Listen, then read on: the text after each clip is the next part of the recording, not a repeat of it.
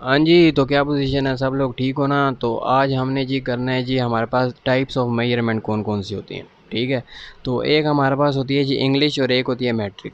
अब इंग्लिश में क्या होता है जी, हमारे पास होती है फीट में हम मेजर करते हैं और इंचज़ में हम मेजर करते हैं। ठीक है, पर और एक होती है मैट्रिक। मैट्रिक में ये होता है कि हम या तो मीटर्स में मेजर करते हैं या मिलीमीटर्स में मेजर करते हैं। तो हम जो इंजीनियरिंग ड्राइंग में यूज़ करते हैं वो वाली ज़्यादातर जो हम यूज़ करते हैं वो होती है जी ये वाली मिलीमीटर।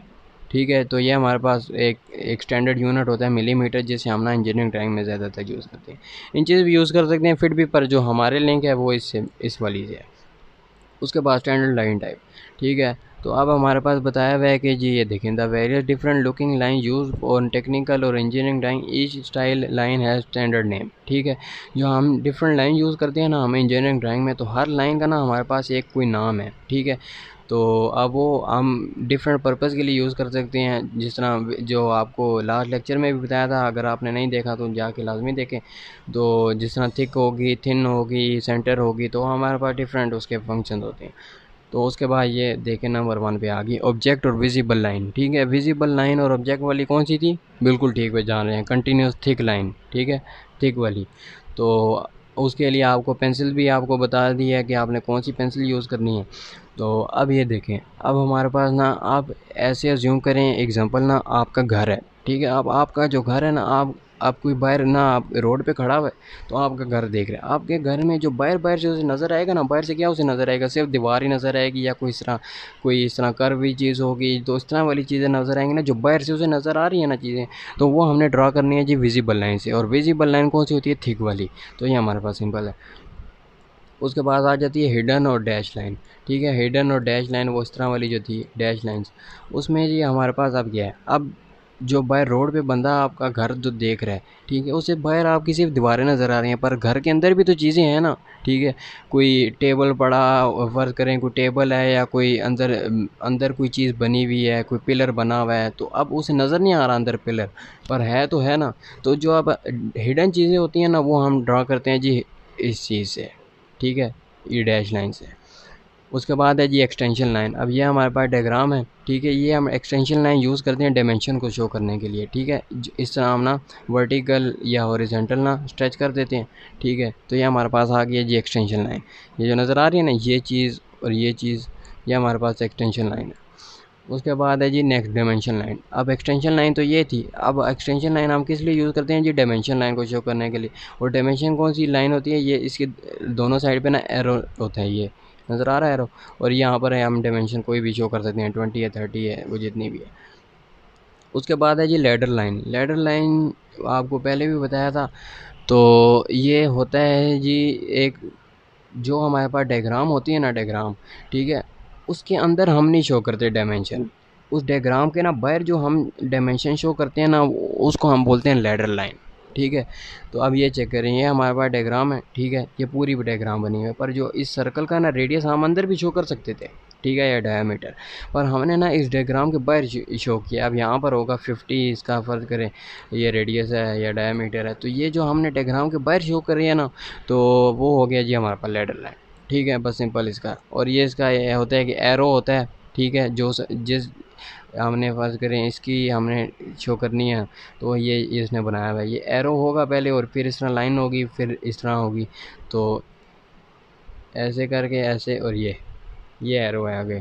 तो बस ये हमारे पास चक्कर है। उसके बाद है जी सेंटर लाइन और सेंटर पॉइंट। अब ये हमारे पास क्या होती है, सेंटर लाइन आपको पहले ही भी बताया था, जब भी कोई हमारे पास सर्कल होता है, या कोई आर्क होती है, या कोई इस तरह सिमेट्रिकल चीज़ होती है ना, तो उसमें हम जी यूज़ करते हैं जी ये सेंटर लाइन। और सेंटर लाइन कौन सी थी, पहले बड़ी, फिर छोटी, फिर बड़ी, फिर छोटी, इस तरह।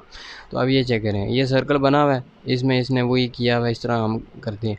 अब ये वाला जो है ना, ये इसने इसका व्यू बनाया हुआ है। हालांकि आप कह रहे होंगे ये बॉक्सेस बने हुए हैं, पर फिर भी इसने क्यों किया हुआ है, असल में ये बॉक्सेस नहीं है, ये इसका ना इसने व्यू बनाया हुआ है, जो अभी आपको नहीं पता कि कैसे बनाते हैं, आगे हम जाके सीखेंगे। बस अभी जस्ट वाइज आप ये याद रख लेंगे, जो सर्कल या आर्क होती है ना, उसमें हम ये यूज़ करते हैं। ठीक, उसके बाद ये आ जाती है हमारे पास ये सिमेट्री लाइन। अब सिमेट्री, अब नाम से पता चल रहा है कि एक जैसी। ठीक है, अब एक ऑब्जेक्ट है ना, एक बॉक्स है। ठीक है, एक बॉक्स को ना आप दरमियान से काट दें। ठीक है। तो अब उसकी ना दोनों साइडों पे सेम सेम चीज़ कटेगी ना, जिस तरह आपके दो हाथ हैं, ठीक है, एक हाथ और दूसरा हाथ, अब दोनों सेम सेम है तो ये सिमेट्री है, ठीक है, जो सेम चीज़ें होती हैं। तो अब जब सिमेट्री होती है ना, जब उसको ऑब्जेक्ट को हम काटते हैं तो ये हमारे पास आ जाती है उसकी दोनों साइडों पे ना, इस तरह ये दो लाइंस आ जाती हैं, ये चेक करें, और ये एक लाइन होती है, ठीक है। जब सिमेट्री करिए, सिमेट्री आपको पता चल गया क्या होती है। उसके बाद है जी फैंटम लाइन। फैंटम लाइन ये क्या होती है जी, thin alternating long short short long dash line, ठीक है, ये इस टाइप की, ये चेक करें, ठीक है। अब ये किस लिए यूज़ होती है, ये अब यूज़ होती है कि फ़र्ज़ करें आप एक चेयर यहाँ पर पड़ी हुई है, ठीक है, या कोई भी चीज़ एक ऑब्जेक्ट यहाँ पर पड़ा हुआ है, उसको ना आपने इस तरह रोटेट कर दिया या शिफ्ट कर दिया, ठीक है। अब ये इसने डायग्राम है, इस डायग्राम को इसने ना रोटेट करके ना इधर शिफ्ट कर दिया, ठीक है। जो अब शिफ्टिंग के लिए कर दिया ना, उसकी पोजीशन चेंज कर दिया, तो उसके लिए हमारे पास ये वाली यूज़ होती है जी, इसको हम बोलते हैं फैंटम लाइन, ठीक है, ये उसकी शेप होती है। और नेक्स्ट आपके पास आ जाती है जी कटिंग प्लेन लाइन, ठीक है। अब ये thick phantom line with an arrow और long dash line with arrows, ठीक है। अब ये किस लिए यूज़ होती है, अब ये हमारे पास यूज़ होती है जी, ये चेक करें, ये लिखा हुआ है use to indicate where an imaginary cut took place. अब ना हम ये असल में कट नहीं हुआ होता, हमने ना खुद अज्यूम करना होता है कि इधर से कट। अब आपके पास एक बॉक्स है, ठीक है, अब एक बॉक्स है तो उसको ना हमने कट करना है। अब हम एक्चुअल में उसको छुरी से या किसी और चीज़ से ना उसको काटेंगे नहीं, ठीक है, हम ना जस्ट दिमाग में अज्यूम करेंगे कि इस तरह कटेगा, ठीक है। तो जो हम एज्यूमेशन को ना तो इमेजिनरी हम करते हैं, तो उसके लिए हम यूज़ करते हैं जी कटिंग प्लेन लाइन। और ये इसकी क्या होती है, ये दोनों साइड पे इस तरह एरो होता है, ये चेक करें, इस तरह एरो, और एक इस तरह डैश वाली लाइन होती है, ये आपको बनाई हुई है ये, ठीक है। तो ये हमारे लिए यूज़ होता है जब हम इमेजिनरी जब कोई चीज़ करते हैं। उसके बाद है जी सेक्शन लाइन और क्रॉस हैचिंग, ठीक है। तो ये थिन एंगल पैरेलल लाइनिंग होती है, ठीक है। अब ये किस लिए यूज़ होती है, use to indicate the faces cut by an imaginary cutting plane, ठीक है।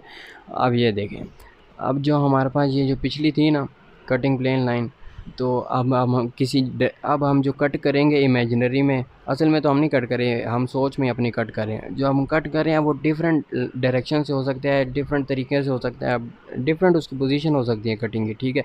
आप एक साइड से कट करें, आप वर्टिकल कट करें या हॉरिजॉन्टल कट करें, अब जिस साइड से कट करें ना, ठीक है, तो हम ये उसकी ना पोजीशन बताने के लिए ये वाली लाइन यूज़ करते हैं, क्रॉस हैचिंग या सेक्शन लाइन। तो इसका भी वही सिमिलर मेथड है, तो ये हमारे पास आ जाती है।